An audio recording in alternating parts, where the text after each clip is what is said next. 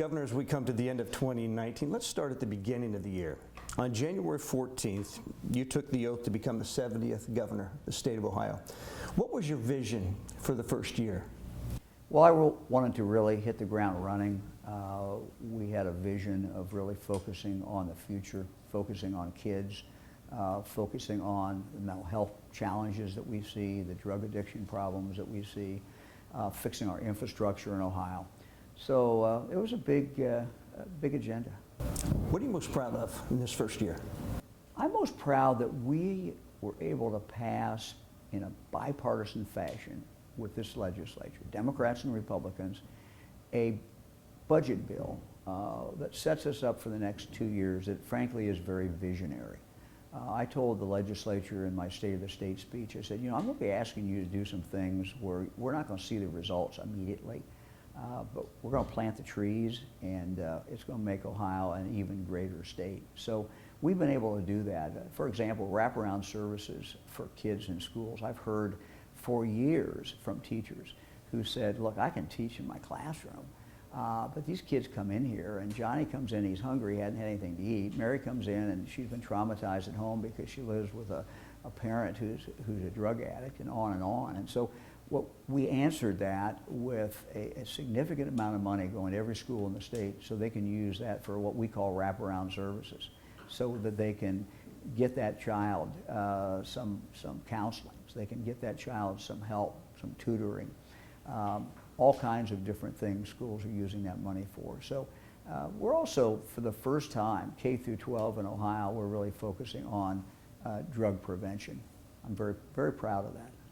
Well, Montgomery County, the Dayton area, Miami Valley, that's been ground zero, perhaps the hardest hit area in the country when it comes to the opioid crisis. That has been a focus of yours, going back to your inauguration speech as well. Where do we stand in that fight right now? You know, I think we're making progress. I know we're making progress. You know, one of the things that has been great is that community after community has rallied. We are a very local government state. We fix our problems locally.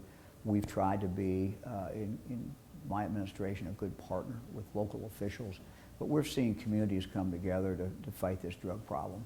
I think in the long run, what we're doing with education is really going to have the most impact, and something that is new, K through 12, every school, every kid, every single year we're now doing. What's keeping the death rate up is the fentanyl. You know, we went from the pain meds to the heroin, and now the fentanyl that's being mixed into other drugs is really what is, if you talk to emergency squad people, if you talk to coroners, it's the fentanyl that's keeping the death rate high. That's coming in, this fentanyl is coming in from China. China refuses to take the action that they need to stop it from coming into Mexico, and that goes to the drug cartels down in Mexico, and it comes up into the Miami Valley. What can we do about that? One of the things that we're doing is creating more task forces, drug task forces, to stop it. That's been, we've seen some real progress in that. You know, one of the great tragedies of the Miami Valley this year was Officer Del Rio, who was killed. He was a real fighter. He was someone who had been very successful, along with the drug task force, in keeping these drugs off our streets. We're doing more in that. We have to do even more.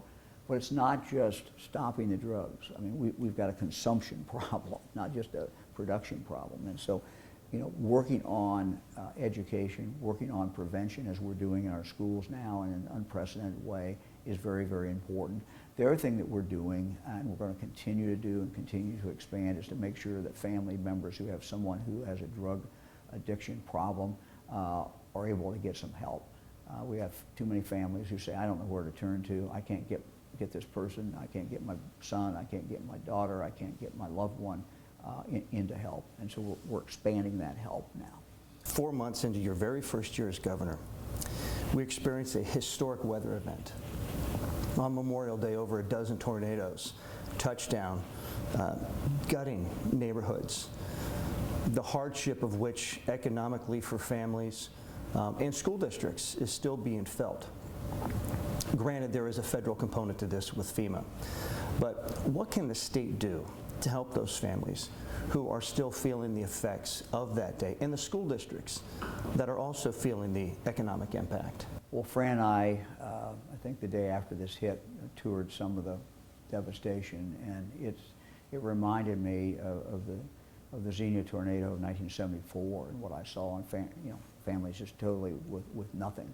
The community came back. The community is resilient. People pull together. One of the things that we're hearing now, though, is from schools who say, look, because these houses are no longer there, we've lost income to the schools. And so that is something that I think that we should look at to see whether or not, because of this act of God, natural disaster, we can get these schools some help in regard to the money that they have found that they no longer have because the tax base is down. Overall, how is the health of Ohio? Ohio is, I think, in excellent shape. Doesn't mean we don't have challenges, but I can't think of a better place to live. I can't think of a better place to raise your kids. I can't think of a better place to just enjoy a great quality of life, to start a business, to continue a business. Our goal is to be number one in the Midwest in all of those areas. I think we are number one. We've had a recent survey that came out, or a report from MSNBC that showed us very, very high as a place to start a business in the Midwest.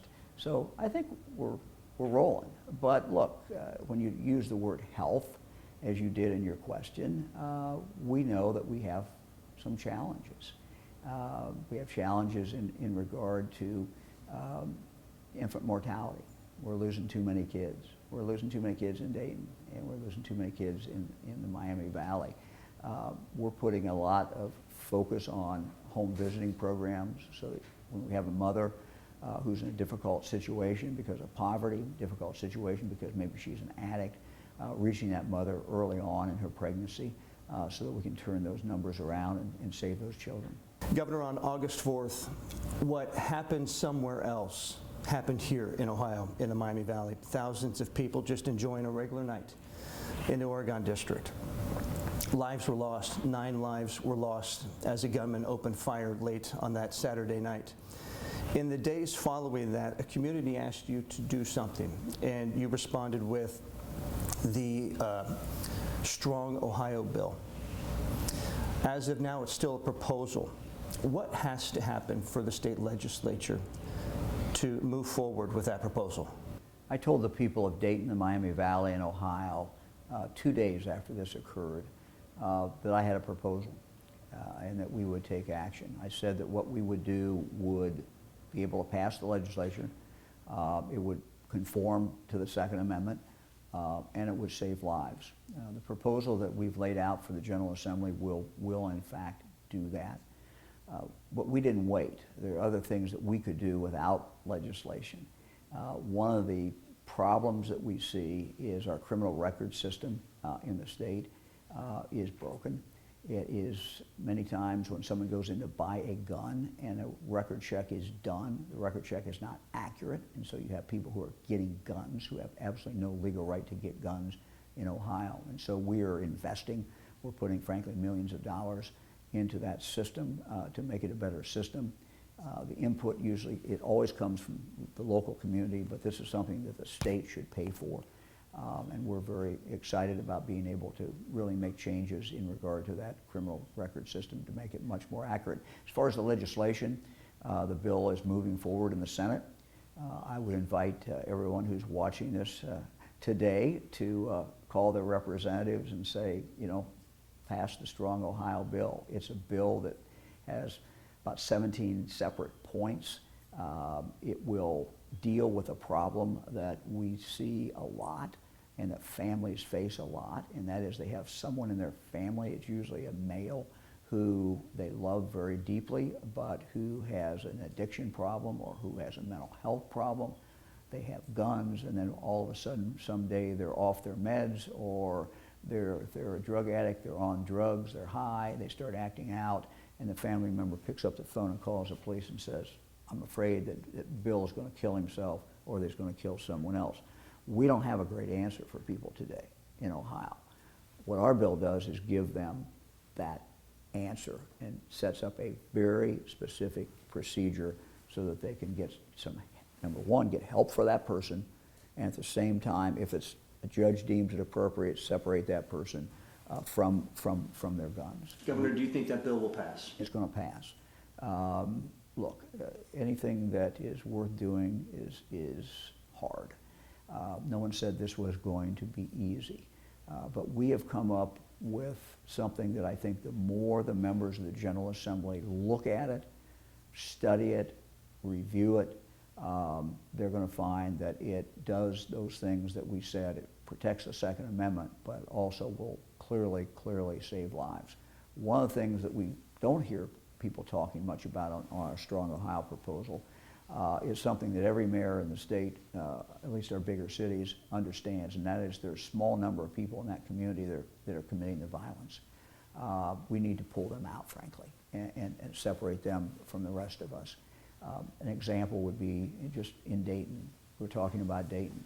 I think there was probably 14 or 15 people who were killed in gun violence prior to August 4th in Dayton.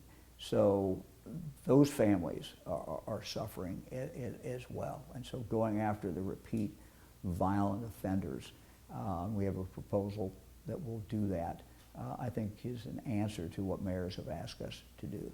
This bill has bipartisan support. Nan Whaley supports it. The mayor says, well, if I was writing the bill, maybe I would have done other things, but she supports what we have done. We have that support from mayors across the state. We're going to get it passed. Governor, we're just a few weeks away from 2020, turning the calendar from 2019 to yet a new year. You have said many times you are an eternal optimist. What does 2020 look like for Ohioans? I think 2020 is going to be a good year for Ohioans. We have things that we have to continue to work on, such as our drug problem. We have things to work on, such as our mental health. We're going to really take, in 2020, a very hard look at our whole mental health system in the state of Ohio, see how we can get more help to the local communities. When we had deinstitutionalization of people who have severe mental health problems, a couple of decades ago, there was a promise made by the state to the local community that we were going to shift some of that money and send that money back to the local community. And that promise was really never kept. So we're going to examine that. We're also taking a very hard look, I've set up a task force to do this, at our foster care system in Ohio. Our system is bursting at the seams with kids because of the drug problem. It is strained. We've been able to get some assistance. We've doubled the amount of money that's going to Montgomery County, Greene County, Clark County, all the counties across the state of Ohio. But I think it's time for us to really kind of step back and say, look, what are we doing right, but maybe what are we doing that is not as good as it should be in regard to how we help these kids. Last question, Governor. We are less than a year away from a presidential election, and we know the historical importance that Ohio has played in electing presidents, be it Republican or Democrat.